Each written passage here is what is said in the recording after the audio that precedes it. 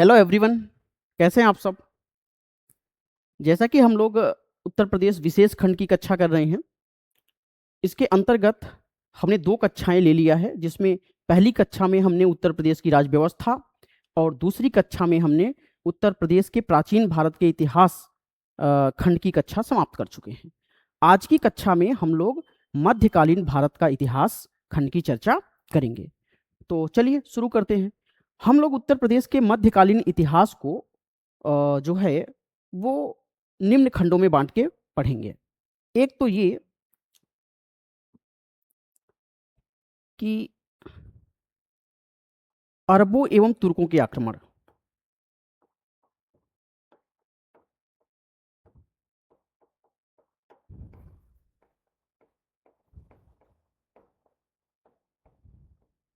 ठीक है। और दूसरा दिल्ली सल्तनत,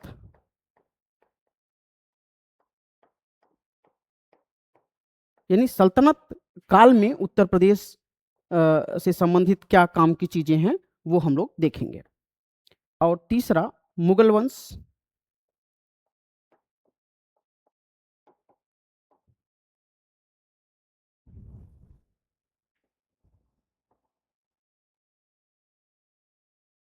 और उत्तर मुगल वंश।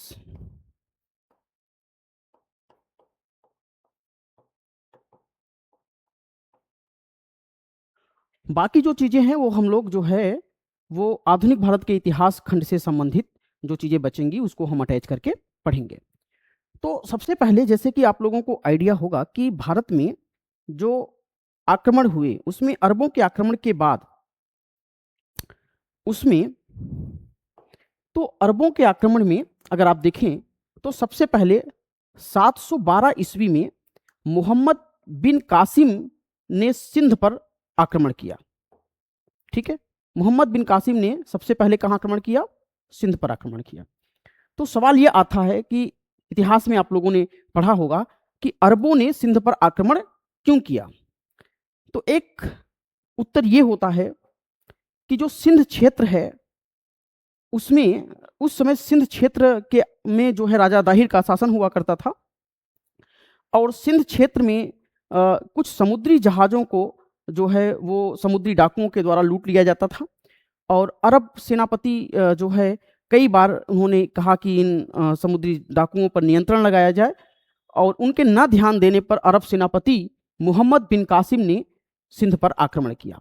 अब देखिए, ये तो हम लोग पढ़ते हैं, बट उद्देश्य क्या था? जब इतिहास को आपने डिटेल में पढ़ा होगा तो वहाँ पे जाना ही होगा कि कई ऐसे कारण थे जो आक्रमण के लिए उत्तरदायी थे। लेकिन अगर हम लोग उत्तर भारत की बात करें तो जब 712 ईस्वी में अरबों ने आक्रमण किया तो उस समय जो ये क्षेत्र था, ये राजस्थान का जो क्षेत्र था, ये इधर सिंध वाला जो क्षेत्र है, सिंध का क्षेत्र है, मुल्तान और सिंध का क्षेत्र, और इन क्षेत्रों पर तो यहां पे जो है नागभट्ट प्रथम गुर्जर प्रतिहार राजवंश जो है का शासन था। वत्सराज नागभट्ट प्रथम राजस्थान और मालवा की सीमा पर इन्होंने अरबों को रोक दिया।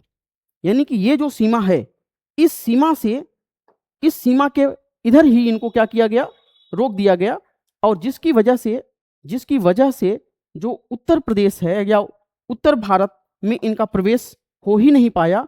तो जो है ये उत्तर प्रदेश क्या है? सुरक्षित रहा।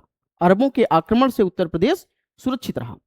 अब हमने पिछली कक्षा में आप लोगों से चर्चा किया था कि कन्नौज को लेकर के एक त्रिपक्षीय संघर्ष होता है, जिसमें 8वीं और 9वीं सदी की यह घटना है, जिसमें गुर्जर प्रतिहार, पाल और राष्ट्रकूट, इन तीनों के बीच में ये कन्नौज का क्षेत्र है, और ये गुर्जर प्रतिहार, और ये राष्ट्रकूट, और इधर जो है वो पाल वंश हुआ करते थे। ठीक है, इनके बीच में त्रिपक्षीय संघर्ष होता है, और इस संघर्ष में अंतिम रूप से जो है वो गुर्जर प्रतिहार जो है वो जो है उनका कब्जा हो जाता है कन्नौज पर। तो उनका कब्जा कन्नौज पे हो जाता है, कन्नौज पर गुर्जर प्रतिहारों का आधिपत्य हो जाता है।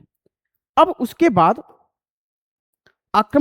अगर हम लोग देखें तो तुर्कों का आक्रमण होता है, और तुर्कों के आक्रमण के समय तुर्कों के आक्रमण को हम लोग दो भागों में बांट के देखते हैं। पहला तो महमूद गजनवी का आक्रमण, और दूसरा मोहम्मद गोरी का आक्रमण। ठीक है। जब महमूद गजनवी का जो भारत पे आक्रमण करने का उद्देश्य था वो धन संपदा को लूटना था, उसका उद्देश्य भारत पे शासन सत्ता स्थापित करना नहीं था। तो जब महमूद गजनवी ने भारत पर आक्रमण किया, तो अगर हम लोग उत्तर भारत की बात करें तो सबसे पहले 1018 ईस्वी में वह कन्नौज पर आक्रमण करता है। तो जब कन्नौज पर आक्रमण करता है तो उस समय कन्नौज में गुर्जर प्रतिहार वंश के शासक राज्यपाल का शासन था, और राज्यपाल जो है महमूद गजनवी का बिना सामना किए ही वो भाग खड़ा हुआ। तो जब बिना प्रतिरोध के ही महमूद गजनवी ने कन्नौज पर कब्जा कर लिया और कन्नौज को खूब लूटा।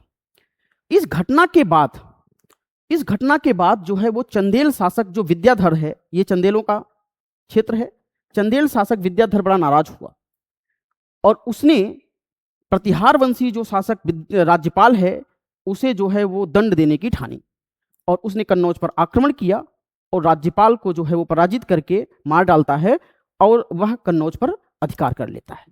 कन्नौज के लूटने के बाद जो है महमूद गजनवी उसके बाद कालिंजर पर वो आक्रमण करता है 1019 ईस्वी में। 1019 ईस्वी में वह कालिंजर पर आक्रमण करता है, और कालिंजर पर आक्रमण करता है तो विद्याधर उस समय जो है वो शासक था चंदेल वंशी, उसने जो है चूंकि राज्यपाल से युद्ध में काफी वो संघर्ष कर चुका था, तो युद्ध बहुत दिनों तक नहीं चल पाता है, और अंत में जो है विद्याधर कुछ धन संपदा दे करके जो है वह समझौता कर लेता है। लेकिन 1021-22 में ये कालिंजर पर पुनः आक्रमण करता है, दोबारा आक्रमण करता है महमूद गजनवी, और वह जो है फिर से किसी निर्णायक मोड़ पर चीजें नहीं पहुंचती है और फिर से संधि समझौता हो जाता है धन संपदा दे करके। उसके बाद देखें तो महमूद गजनवी के द्वारा जो है वो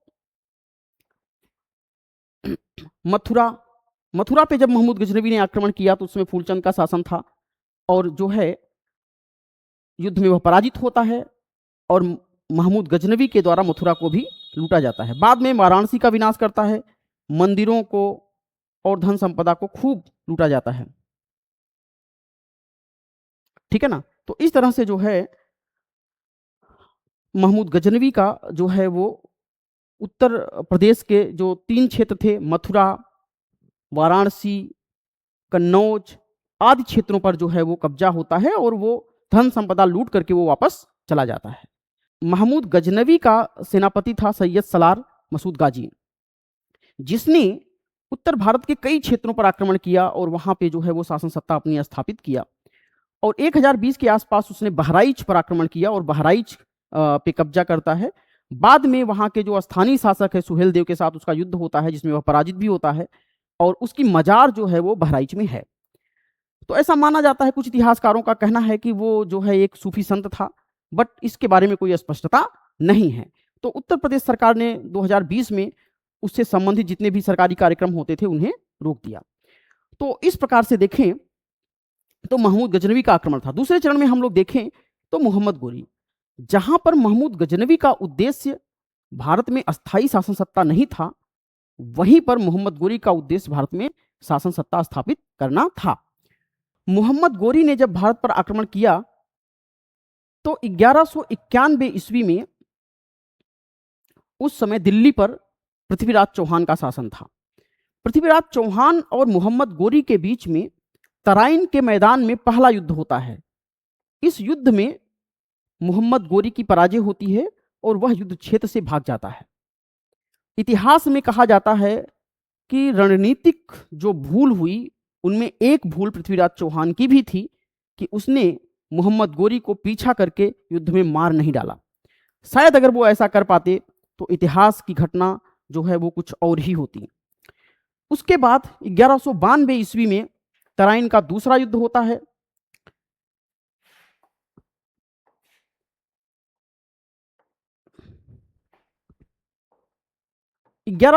ईस्वी में तराइन का दूसरा युद्ध होता है जिसमें गढ़वाल वंशी शासक जयचंद के द्वारा मोहम्मद गोरी की मदद की जाती है, अर्थात पृथ्वीराज चौहान के साथ गद्दारी की जाती है, जो कि पृथ्वीराज चौहान के रिश्तेदार भी थे। लेकिन माना जाता है कि इस गद्दारी की वजह से तराइन के द्वितीय युद्ध में पृथ्वीराज चौहान की पराजय हो जाती है और मोहम्मद गोरी का आधिपत्य हो जाता है। उसके बाद 1194 ईस्वी में चंदावर का युद्ध होता है। चंदावर के युद्ध में मोहम्मद गोरी ने जयचंद को भी पराजित कर दिया और इस प्रकार से कन्नौज, बनारस और असनी फतेहपुर पर मोहम्मद गोरी का अधिकार हो जाता है।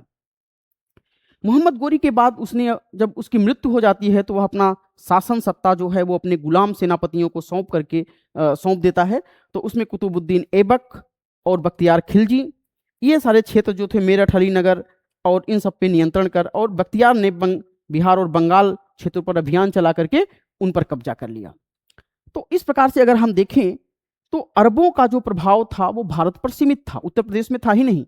लेकिन तुर्कों ने उत्तर प्रदेश के बहुत सारे क्षेत्रों पर कब्जा किया, लूटा और उनका जो है उन क्षेत्रों पर अधिकार रहा।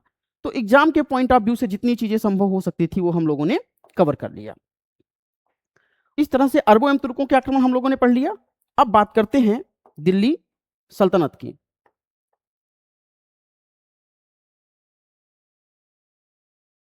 ठीक है, अगर हम लोग दिल्ली सल्तनत को देखें तो सल्तनत काल में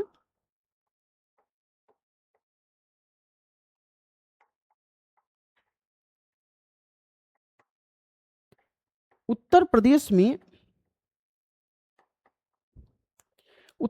में जो है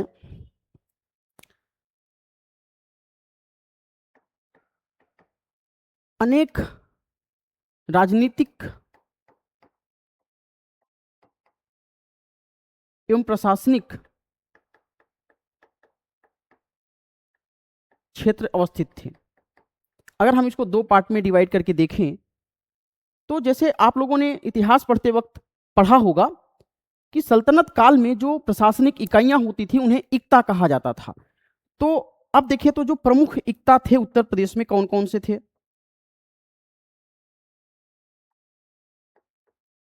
प्रमुख इक्ता, एक तो था आपका बदायूं,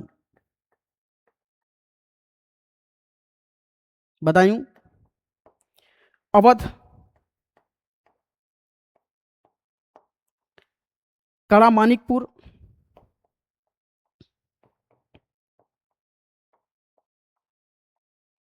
मेरठ, संभल,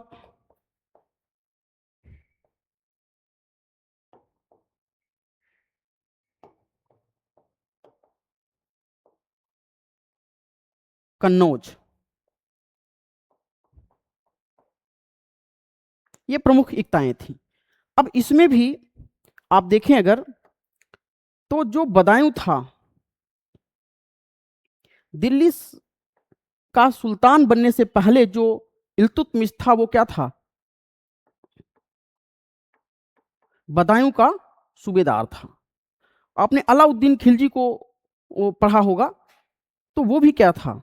कड़ा मानिकपुर का जो क्या था, वो भी एक प्रकार से सूबेदार था।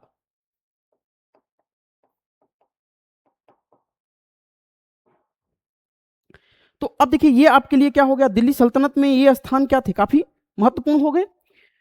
तो गुलाम वंश को देखें तो उस समय जो है गुलाम वंश का जो कालखंड है वो 1206 से लेकर के 1290 ईस्वी है। क्योंकि हम लोग पूरा इतिहास यहाँ पे नहीं पढ़ना है, तो हम लोग देखते हैं कि जैसे कटिहार एवं बरेली का जो क्षेत्र है, मानी वर्तमान में जो बरेली का क्षेत्र है वो उस समय कटिहार कहा जाता था। अवध में राजपूत विद्रोहों का दमन किया था कुतुबुद्दीन ऐबक ने। उसके बाद देखिए, तो जब बदायूं जो है उस समय तत्कालीन उत्तर प्रदेश में ये प्रमुख केंद्र था, उस समय प्रमुख प्रशासनिक एवं सांस्कृतिक केंद्र था, और वहां पर इल्तुतमिश जो है वहां का सूबेदार था, और वहां पे उसने एक जामा मस्जिद का भी निर्माण करवाया है। अब हम लोग बात करें अगर खिलजी वंश की, तो 1290 से लेकर के 1320 तक जो है वहां पे खिलजी वंश का शासन है। अलाउद्दीन खिलजी कड़ा मानिकपुर का सूबेदार था। और वर्तमान में जो यह क्षेत्र है वो कौशाम्बी और प्रयागराज से सटा हुआ क्षेत्र है। तो जब अलाउद्दीन खिलजी ने देवगिरी को लूटा, तो जब देवगिरी को लूट करके जब वो आया, तो उसका जो चाचा जलालुद्दीन खिलजी था वो बड़ा प्रसन्न हुआ, वह उसके स्वागत के लिए गया। तो अलाउद्दीन खिलजी ने जलालुद्दीन खिलजी की हत्या कर दी और वह स्वयं जो है वो दिल्ली का सुल्तान बन जाता है। तो इस तरह से आपका जो है वो कड़ा मानिकपुर काफी इंपॉर्टेंट हो गया। गंगा यमुना के दोआब के क्षेत्र में 50% लगान जो है वो बढ़ाने का, जो भू राजस्व लागू करने का भी विवरण मिलता है, जो कि अलाउद्दीन खिलजी के द्वारा। अब हम लोग बात करें अगर तुगलक वंश की, तो तुगलक वंश का जो शासन है वो 1320 से लेकर के 1414 ईस्वी तक का है।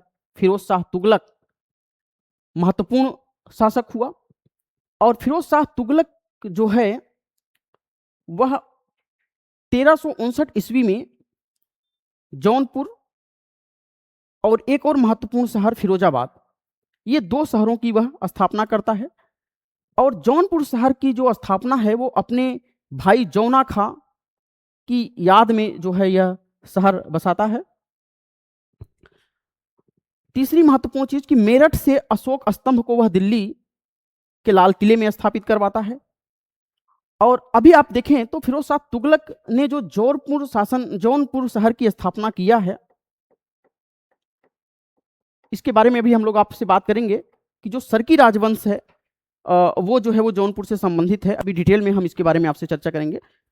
अब अगर हम देखें तो लोधी वंश 1451 से 1526 ईस्वी तक लोधी वंश है।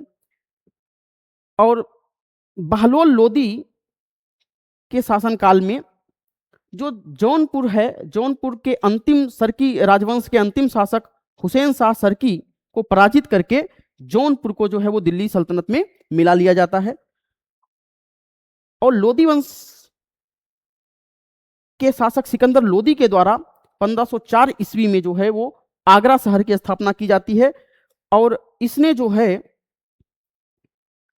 अपनी राजधानी दिल्ली से स्थानांतरित करके आगरा को दिल्ली सल्तनत की राजधानी बना देता है। ठीक है, तो इसके बाद हम लोग देख लेते हैं कि सरकी राजवंश।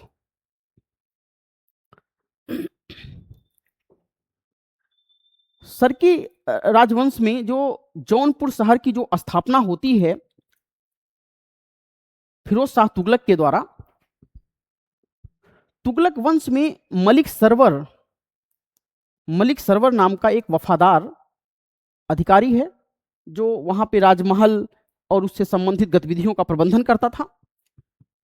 1394 ईस्वी में फिरोज शाह तुगलक की जब मृत्यु होती है, उसके बाद तुगलक वंश में आंतरिक विद्रोह शुरू हो जाता है।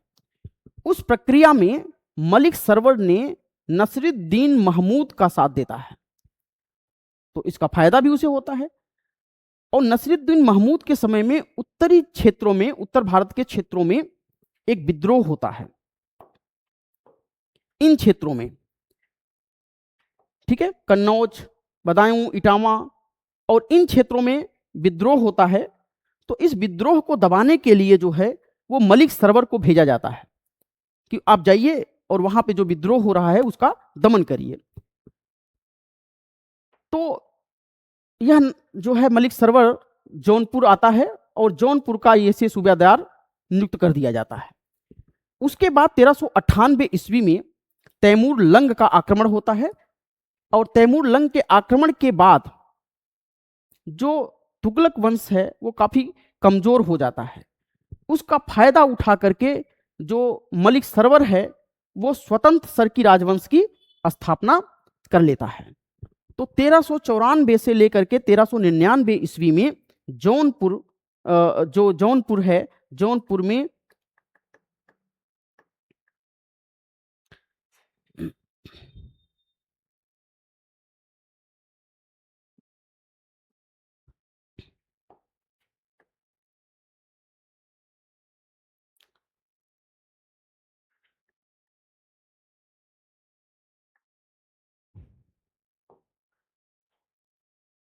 स्वतंत्र सरकी राजवंश की स्थापना हो जाती है यानी अर्थात जो जौनपुर है सरकी राजवंश की स्थापना हो जाती है। अब इसका जो पहला शासक है वो कौन है? मलिक सरवर। 1394 से 1399 ईस्वी में तक यह शासन करता है। और चूंकि मलिक सरवर का कोई पुत्र नहीं था तो उसने मुबारक शाह को दत्तक पुत्र ग्रहण किया था।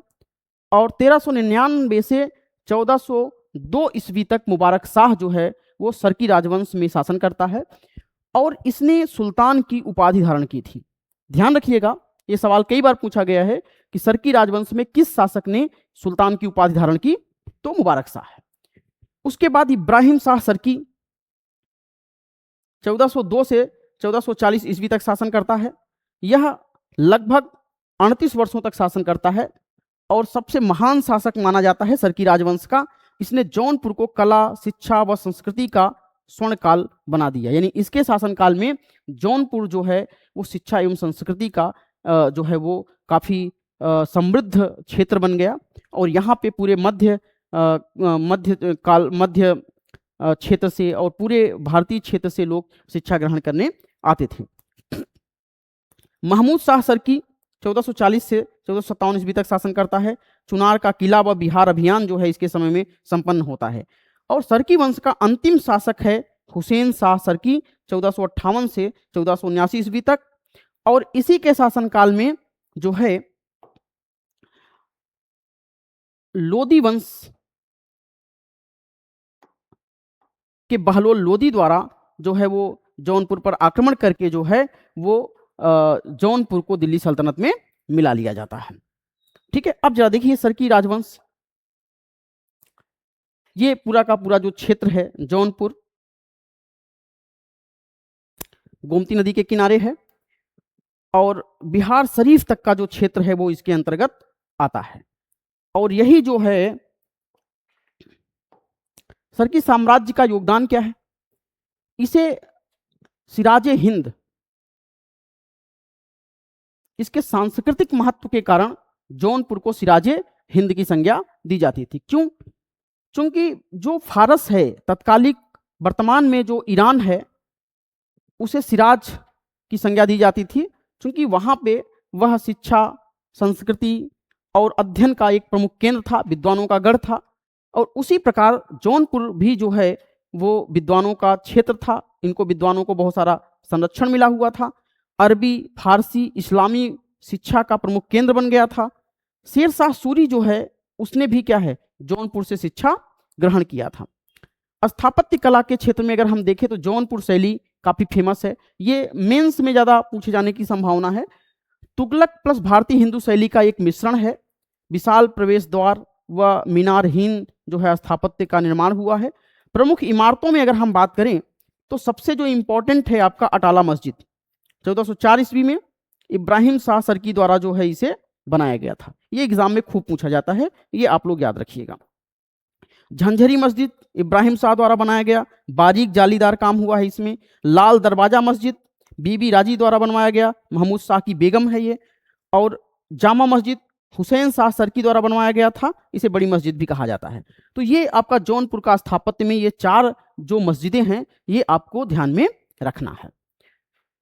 उसके बाद सल्तनत का समापन हो जाता है और मुगल वंश की शुरुआत होती है। 1526 से लेकर के अंतिम जो शासक है बहादुर शाह जफर, तो 1857 हम मान ले। अब हम लोग देखें कि उत्तर प्रदेश भारत की राजनीति, कला, संस्कृति और वास्तुकला का सबसे बड़ा केंद्र बन गया था इस समय तक। मुगलों के दौर में दिल्ली के साथ साथ आगरा, फतेहपुर सीकरी साम्राज्य की प्रमुख राजधानियां बनी। तो आपको यहां ध्यान देने वाली जो बातें हैं कि आगरा और फतेहपुर सीकरी, इन 2 स्थानों का महत्व मुगल काल में ज्यादा रहा। अब देखिए बाबर 1526 से लेकर के 1530 ईस्वी तक जो है वो मुगल वंश का शासक रहा, मुगल वंश का संस्थापक। और महत्वपूर्ण बात कि बाबर ने आगरा को अपनी राजधानी बनाया था। संभल में एक मस्जिद का इसने निर्माण भी किया और 1527 ईस्वी में खानवा का युद्ध होता है। आगरा के पास ये स्थान है, रूपवास, वर्तमान भरतपुर और यूपी की सीमा के पास ये स्थान है। तो कभी कभी आपसे ये पूछा जा सकता है कि खानवा का जो युद्ध हुआ था, तो खानवा जो है वो वर्तमान में कहाँ है? तो उत्तर प्रदेश और जो है राजस्थान की सीमा पर भरतपुर पड़ता है और उसी के आसपास का जो है यह क्षेत्र है। बाबर और राणा सांगा के बीच में यह युद्ध होता है। दूसरा, 1528 ईस्वी में चंदेरी का युद्ध होता है और 1529 ईस्वी में घाघरा का युद्ध होता है। तो इस युद्ध में जो है ये आपसे एग्जाम में खूब पूछा जाता है, तो ये ध्यान में रखिए। 1530 ईस्वी में बाबर की मृत्यु हो जाती है आगरा में। कहाँ होती है? आगरा में। पहले बाबर को आगरा में दफनाया गया था, लेकिन उसके बाद जो है उसे काबुल में ले जाकर के दफनाया गया। आगरा के आराम बाग में पहले दफनाया गया था और बाद में जो है वहां से ले जाकर के काबुल में दफनाया जाता है। अब उसके बाद बाबर का पुत्र हुमायूं, 1530 से लेकर के 1526 ईस्वी तक इसका शासन है। और हुमायूं के समय में एक महत्वपूर्ण युद्ध होता है, चौसा का युद्ध 1539 ईस्वी में, और कन्नौज या बिलग्राम का युद्ध 1540 ईस्वी में। हुमायूं और शेरशाह सूरी के बीच में जो है यह एक निर्णायक युद्ध होता है। कन्नौज के युद्ध में हुमायूं को शेरशाह सूरी के द्वारा पराजित कर दिया जाता है और हुमायूं को भारत छोड़ करके फारस में शरण लेनी पड़ती है। दोहरिया का युद्ध बड़ा इंपॉर्टेंट है, कई बार एग्जाम में ये पूछा हुआ है, आपसे एग्जाम में मैच कराने को ये आता है। तो 1532 ईस्वी में यह युद्ध होता है। 1532 ईस्वी में किसके बीच होता है? मुगल सम्राट हुमायूं एवं महमूद लोदी, इब्राहिम लोदी का ये भाई है, इसके बीच में यह युद्ध होता है। और शेरशाह सूरी के द्वारा भी महमूद लोदी की सहायता की जाती है। और दौरहिया जो है वो कहाँ पे है? तो वर्तमान उत्तर प्रदेश के जौनपुर या फिर बाराबंकी के आसपास का जो क्षेत्र है, गोमती और घाघरा नदी के तटवर्ती क्षेत्र में जो है यह युद्ध हुआ था। तो इसमें ध्यान देने वाली चीज क्या है? यह युद्ध हुआ कब था, किसके किसके बीच हुआ, वर्तमान में वह स्थान कहाँ पे है। इस युद्ध में भी हुमायूं की जो है वो क्या होती है? निर्णायक विजय होती है। इसके बाद जो है हुमायूं के बाद दिल्ली सल्तनत पर अकबर का शासन आता है 1556 से लेकर के 1605 ईस्वी तक। काफी महत्वपूर्ण है और यूपी के संदर्भ में इसे स्वर्णकाल कहा जाता है। राजनीति, प्रशासन, वास्तुकला, संस्कृति और कला का अभूतपूर्व विकास होता है अकबर के शासनकाल में। ठीक है, तो कौन कौन सी चीजें हैं? फतेहपुर सीकरी की स्थापना कब हुई? 1571 में। अकबर ने आगरा से 37 किलोमीटर दूर फतेहपुर सीकरी को अपनी राजधानी बनाया था। महत्वपूर्ण बात है। बुलंद दरवाजा कहां पे है? गुजरात विजय, अकबर के द्वारा गुजरात की विजय की गई, उसकी याद में फतेहपुर सीकरी में विश्व का सबसे बड़ा प्रवेश द्वार बुलंद दरवाजा का निर्माण कराया गया। यह भी कहां है? फतेहपुर सीकरी में है। 1583 ईस्वी में अकबर ने प्रयागराज में संगम के तट पर एक विशाल किले का निर्माण कराया और शहर का नाम भी उसने इलाहाबाद रखा। आगरा के किले का निर्माण किया 1565 ईस्वी में, लाल पत्थर से बनाया गया है ये। इस किले का निर्माण अकबर ने कराया 1565 में, लाल पत्थर से बना है। ठीक है, अब देखिए अकबर से जुड़े और कुछ महत्वपूर्ण फैक्ट को देख लेते हैं। 1568 से 1569 ईस्वी में ये चीज हम लोगों ने पढ़ लिया था। अकबर ने मुगल साम्राज्य की राजधानी बसाई थी, बाद में पानी की कमी के कारण इसे छोड़ना पड़ा। अकबर के नवरत्नों में 2 नवरत्न जो थे वो उत्तर प्रदेश के थे, ये बात ध्यान रखिएगा। 9 रत्नों में से 2 रत्न कौन से थे? बीरबल और टोडरमल। ये दोनों कहां से थे? यूपी से थे। ठीक है, अकबर के दीन ए इलाही को स्वीकार करने वाले पहले व्यक्ति कौन थे? बीरबल थे। और दीन ए इलाही को स्वीकार करने वाले एकमात्र हिंदू कौन से? बीरबल थे। ये चीजें एग्जाम में खूब पूछी गई है, इसलिए आप लोग ध्यान रखिएगा। कालपी ये जालौन के आसपास का क्षेत्र है। बीरबल का रंग महल तथा मुगल टकसाल के अवशेष यहां से प्राप्त हुए हैं। अकबर जो है वो फतेहपुर सीकरी को शेख सलीम चिश्ती के कारण पवित्र भूमि मानता था सलीम जहांगीर का जन्म फतेहपुर सीकरी में शेख सलीम की खानकाह में हुआ था। यानी जो अकबर का पुत्र सलीम है उसका जन्म जो है कहाँ हुआ था? फतेहपुर सीकरी में शेख सलीम चिश्ती की खानकाह में हुआ था। इसीलिए अकबर जो है वो फतेहपुर सीकरी को बहुत महत्वपूर्ण मानता था। बीरबल पहली बार रीवा नरेश रामचंद्र बघेल के दरबार में रह रहे थे। ये एक बार यूपी पीसीएस में सवाल पूछा हुआ है। तो बीरबल पहले कहाँ रहते थे? रीवा के नरेश रामचंद्र बघेल के दरबार में रहते थे। तत्पश्चात उन्हें आमेर के राजा भगवान दास ने आश्रय दिया, जहां से वह अकबर के दरबार में आए थे। अकबर ने बीरबल को 2000 का मनसब दिया था तथा कविराज व राजा की उपाधि दी थी। 1526 में बीरबल यूसुफ जाइयों के साथ हुए युद्ध में मारे गए थे। आगरा के ही सिकंदरा नामक स्थान पर मुगल सम्राट अकबर ने अपना मकबरा बनवाया और जिसे 1613 ईस्वी में जहांगीर ने पूरा करवाया था। एक महत्वपूर्ण तथ्य और यह है कि अकबर के काल में आगरा व फतेहपुर सीकरी आने वाला पहला अंग्रेज व्यापारी कौन था? तो रॉल्फ फिंच था। और इसने फतेहपुर सीकरी व आगरा को लंदन से भी बड़ा बताया था। तो ये आपके काम के जो तथ्य हैं वो आपको यहाँ पे हमने दे दिया है। इसका जो पीडीएफ है वो आपको टेलीग्राम पे शेयर हो जाएगा, तो आप वहां से इसको ले भी लीजिएगा। ठीक है। अब दूसरी चीज, जहांगीर 1605 से 1627 ईस्वी जहांगीर का काल है। जहांगीर का बचपन फतेहपुर सीकरी प्रसिद्ध सूफी संत शेख सलीम चिश्ती की कुटिया में बीता। इन्हीं के नाम पर जहांगीर के बचपन का नाम क्या पड़ा था? सलीम। इत्मद उद्दौला का मकबरा, ये जो है जहांगीर की पत्नी नूर जहां ने अपने पिता की स्मृति में बनवाया था। यह है इत्मद उद्दौला का मकबरा। ठीक है। और इसकी विशेषता क्या है कि भारत की पहली ऐसी इमारत थी जो पूरी तरह सफेद संगमरमर से निर्मित थी। ठीक है। पिट्राड्यूरा जो पद्धति थी का विस्तृत कार्य इसमें किया गया था। ये कई बार एग्जाम में पूछा गया है। ठीक है। सफेद संगमरमर और पिट्राड्यूरा जो पद्धति थी उसका विस्तृत उपयोग कहाँ किया गया है? तो इत्मदुद्दौला का जो मकबरा है आगरा में, उसमें किया गया है। अब शाहजहां का काल वास्तुकला का चरमोत्कर्ष माना जाता है 1628 से 1658 ईस्वी में। और आगरा जो राजधानी आगरा थी उसका स्थानांतरण इसने कहाँ किया? दिल्ली।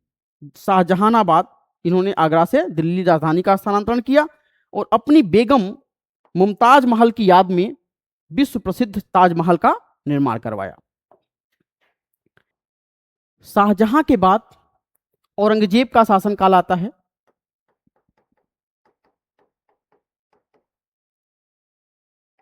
सोलह से लेकर के 1707 ईस्वी। औरंगजेब ने अपने शासनकाल में अनेक प्रकार के मंदिरों का विनाश किया। इसे मूर्ति भंजक की संज्ञा भी दी जाती है। जैसे काशी विश्वनाथ का प्रसिद्ध जो मंदिर है उसका जो विनाश औरंगजेब ने ही किया था। औरंगजेब अंतिम शासक था मुगल वंश का, जिसके संदर्भ में कहा जाता है कि यहीं से मुगल सत्ता कमजोर होना शुरू हो जाती है और मुगल वंश का विघटन हो जाता है।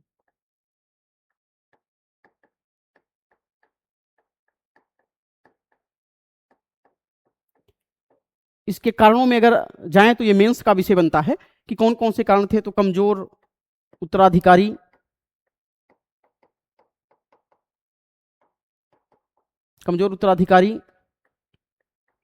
दक्षिण में मराठों से लंबा संघर्ष,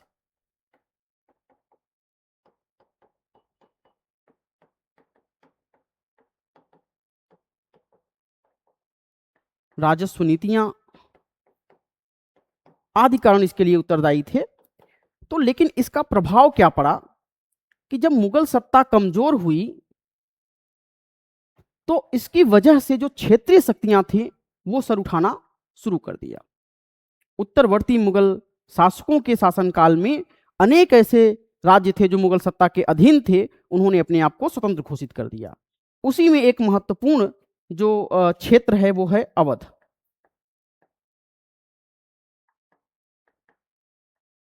ठीक है। सआदत खां जो स्वतंत्र अवध राज्य का संस्थापक माना जाता है, सआदत खां, इसे बुरहान उल मुल्क की उपाधि प्राप्त थी।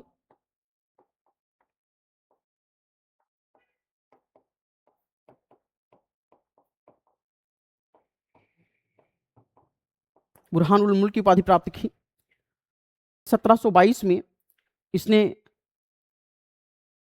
मोहम्मद शाह के शासनकाल में जो है इसे अवध का सूबेदार नियुक्त किया गया था और इसने राजधानी फैजाबाद बनाई थी। और 1775 में नवाब आसफुद्दौला द्वारा फैजाबाद से फिर से अपनी राजधानी लखनऊ हस्तांतरित कर लिया गया। अब उसके बाद देखिए